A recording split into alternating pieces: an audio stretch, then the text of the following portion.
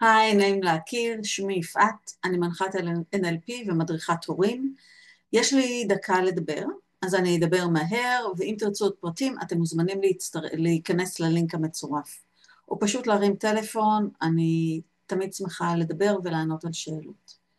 התחלתי את דרכי כעורכת דין, עבדתי כעורכת דין 12 שנה, ואז עשיתי הסבה, האמת בעקבות רילוקיישן לקליפורניה, עשיתי הסבה לעבודה עם ילדים עם ליקויי למידה ו-ADHD, ואחרי 15 שנה נפלאות בתחום, עשיתי הסבה למנחת NLP ומדריכת הורים. במקביל אני סטודנטית לתואר שני בטיפול משפחתי. אז מה אני בעצם יכולה להציע לכם?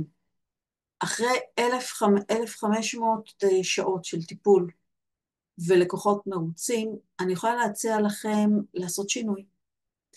איזה שינוי שתרצו. למה? כי מגיע לכם לחיות את החלום שלכם. זה לא בשמיים, זה לא מייאש, זה אפשרי. ביחד אנחנו יכולים להשיג את המטרה שלכם. וזו יכולה להיות מטרה מהגשמה עצמית, עד העלאת האנרגיות, עד שינויים שאתם רוצים לעשות בתוך המשפחה. אפילו פשוט לטפל בחרדות שלכם, כי זה לא מחויב לחיות ככה.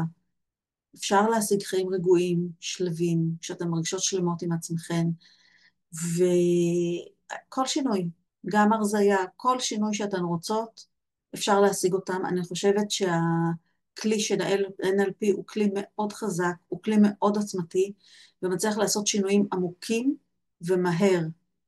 אז אם אתן רוצות לעשות את השינוי, ואתן מוכנות לעבוד על זה, צרו איתי קשר, אנחנו ביחד, יד ביד, נצעד ונמצא את הפתרון ואת הדרך שלכם. כי הפתרון כבר, האמת, כבר מצוי בתוככם. רק צריך לדעת איך לשלוף אותו ואיך לרתום את כל האנרגיות שלכם להגיע למטרה.